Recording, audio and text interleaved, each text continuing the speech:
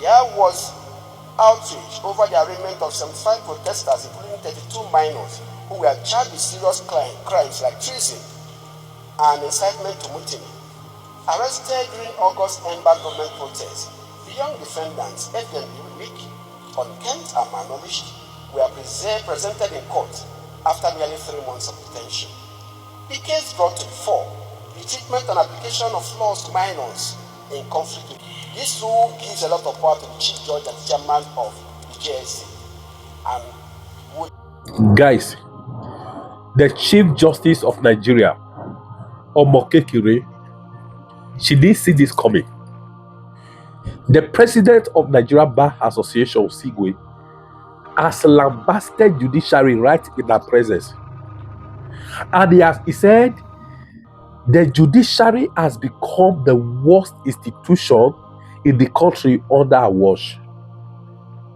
And he vowed to sanction all the judges, all the hearing judges, he vowed to sanction them. Please make this video go viral. Watch it today. Let me like it so that Facebook and YouTube can recommend it. This is the kind of things I want to be saying. Let me stop here. Let's watch together now. That made more transparent. The chief judge should not be solely responsible for preparing the shortlist. The general perception is that the appointment of judicial officer is influenced by politics. The mode of appointment should be such that more parties, especially independent parties, should be involved. The mode of appointment of judicial officers is therefore the general principle. In the communique issued at the end of the General Conference in Port Harcourt in 2011, the NBA observed there are a lot of legal practitioners in Nigeria who are not only honorable, patriotic, transparent, hardworking, and incorruptible, but also fit and proper for appointment to the bench and elevation to the cabinet, but are bypassed on account of mundane considerations, especially the fact that they should allow those who have labored and suffered on the bench to benefit from such appointments. After all, it is said that these private legal practitioners have been enjoying themselves. We opine that if it is indeed, it is based on connection as many believe it is, it can only lead to the involvement or interference by non-judicial or legal actors in the process. The involvement of politicians in the appointment will no doubt ultimately lead to interference by these individuals in the judicial process. Such interference will wrongly justified as a payment of favor. Persons selected for judicial office shall be individuals of integrity and ability with appropriate training or qualifications in law. Any method of judicial selection should safeguard against judicial appointments for improper motives. As we have pointed out repeatedly, the poor quality of appointments in the judiciary will be the bane of that judiciary. We therefore propose as follows. Those who apply for appointments as judicial officers to the High Courts, Federal High Court, NIC, should be subjected to written tests conducted by an independent board.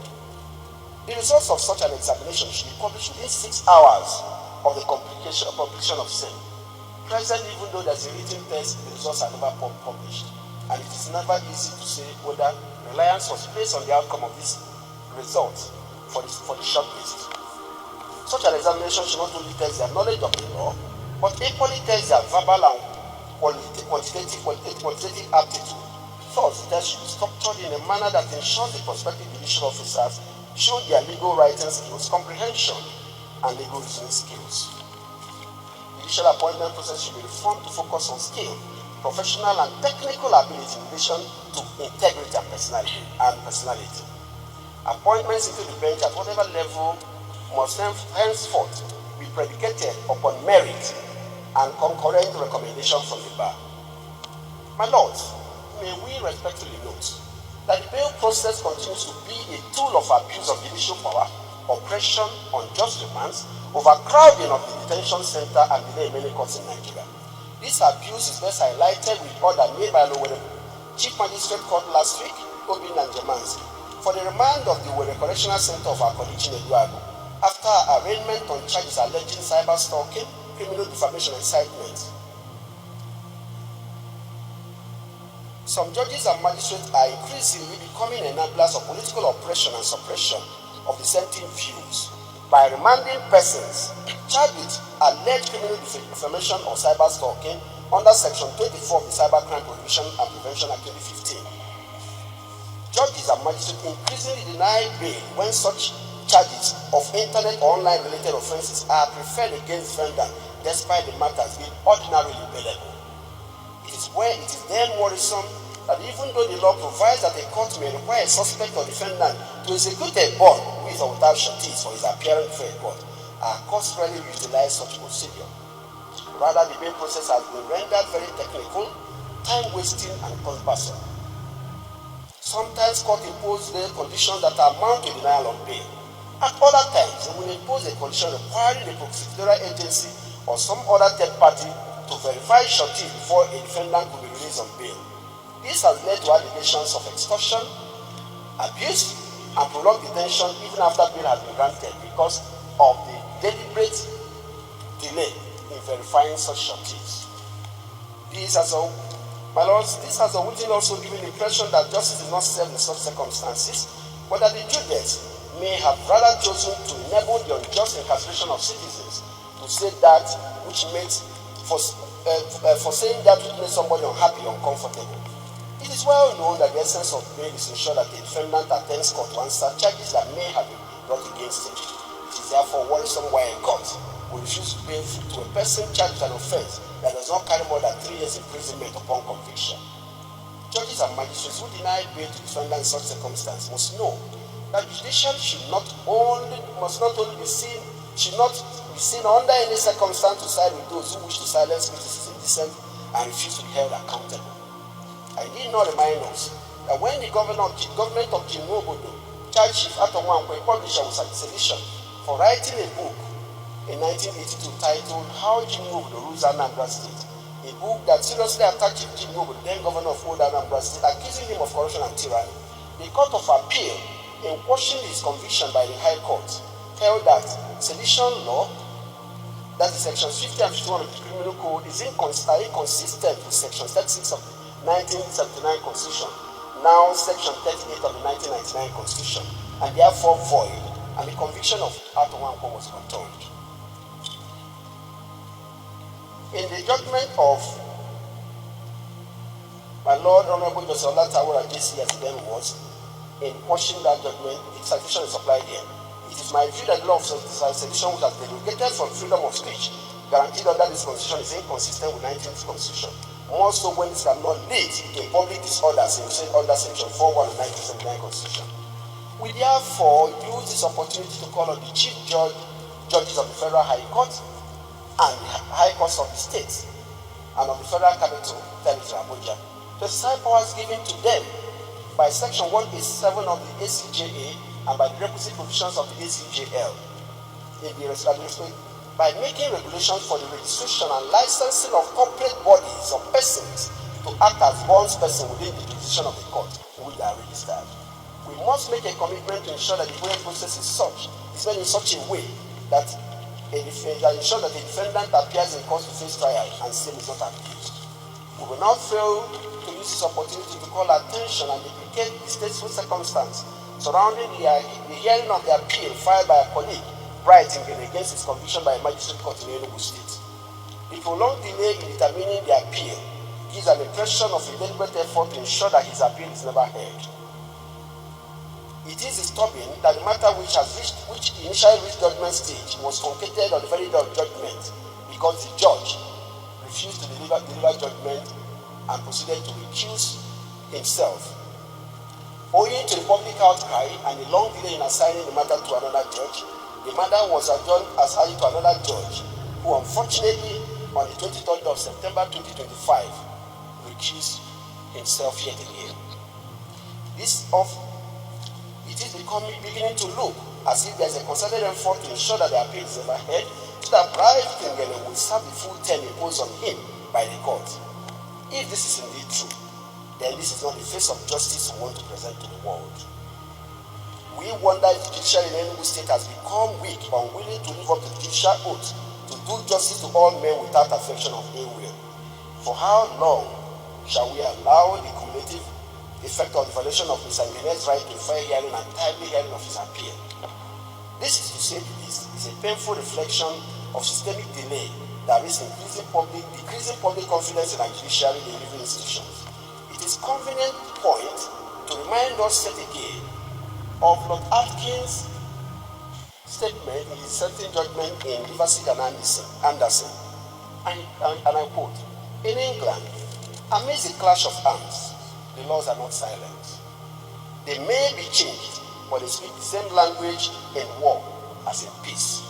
It has always been one of the pillars of freedom, one of the principles of liberty for which recent authorities were now fighting, that the judges are no respecters of persons and stand between the subject and any attempted encroachment on his liberty by the executive, alert to say that any coercive action is justified in law." The continued detention without any judge accepting to hear Bright Ngene's appeal strikes at the heart of our collective sense of justice as a profession. Bright Ngene deserves such justice, and the willful refusal of the judges of the Enugu State High Court to hear his case, I repeat, strikes at the heart of justice and portrays it in a bad light. According to an African proverb, if the crocodile eats its own eggs, what then will it do to the flesh of the frog? My lords, may I respectfully crave the court's indulgence to address the matters that have weighed heavily on the public conscience of our nation. Some time ago, there was outrage over the arraignment of 75 protesters, including 32 minors, who were charged with serious crimes like treason and incitement to mutiny. Arrested during August end-back government protests, the young defendants, evidently weak, unkempt, and malnourished, were presented in court after nearly 3 months of detention. The case brought to the fore the treatment and application of laws to minors in conflict with the law. It also highlighted the absence of detention facilities or boster homes of detention of minors, as well as highlighted failure to seek alternatives to remand for children or minors in conflict with the law. The case calls to mind the role of the judiciary in ensuring that where the prosecution insists on doing the wrong thing, the court will come to the aid of such ones.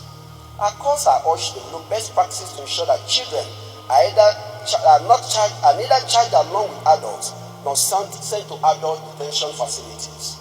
The court should also activate the provisions of the law about how to determine the age of children where there is doubt about sin. The issue of digitizing our courts remains pressing. The Supreme Court Rules 2024 provided a foundation for electronic filing, but the system is yet to achieve full operationalization across our superior courts. Our courts still struggle with manual processing that encourage delays and inefficiency. In 2025, this should no longer be acceptable. Many jurisdictions have shown that technology can drastically improve efficiency, transparency, and public trust. Nigeria must not lag behind. The NBA therefore renews its call for adoption of electronic filing and service of processes, digital recording of court proceedings in all superior courts of record, efficient case management system with strict scheduling and time slots, integration of legal mail as exclusive medium for court lawyer communication. No judiciary can command respect if questions persist about the discipline and integrity of its officers. The NJC must be unwavering in upholding ethical standards while at the same time protecting judicial independence from political interference. As a dearly late beloved past Chief Justice of Nigeria, Mohammed Lawal GCON, said, for a judiciary to function effectively, it must have the trust and confidence of the people. This trust must be strengthened only when judges are seen to be above reproach and when the disciplinary processes are swift, fair, and transparent. We must therefore renew our focus on access to justice for indigent citizens, speedy trial of cases, and regular inspection of detention facilities to curb unlawful incarceration. The judiciary is not an ivory tower immune from the gaze of the people. It is an institution that must constantly earn public trust through fairness, timeliness, and transparency. Many magistrates and high courts operate with terrestrial infrastructure, from poor electricity supply to a lack of recording equipment, making effective case management difficult. The viral video of the leaking roof of a magistrate court in Anambra State highlights the neglect into which the inferior courts have fallen into. We therefore use this opportunity to call on all the persons responsible to make intentional efforts to improve the infrastructure of magistrates and judges of lower courts. To our colleagues, newly conferred with the rank of senior advocates of Nigeria, and members of the INABA, you have my hearty congratulations. Your elevation is the product of excellence and hard work and integrity. The rank is not an ornament, it is a call to higher duty. You are now among the torchbearers of the profession, mentors, leaders, and custodians of justice. Younger lawyers look up to you, not only for technical brilliance, but for ethical guidance. As you don the same, may you remember always that privilege comes with responsibilities. We urge you to adhere to high standards required of the rules of professional conduct. We will not hesitate to investigate and initiate disciplinary action against any legal practitioner if a prima facie case is made against him or her.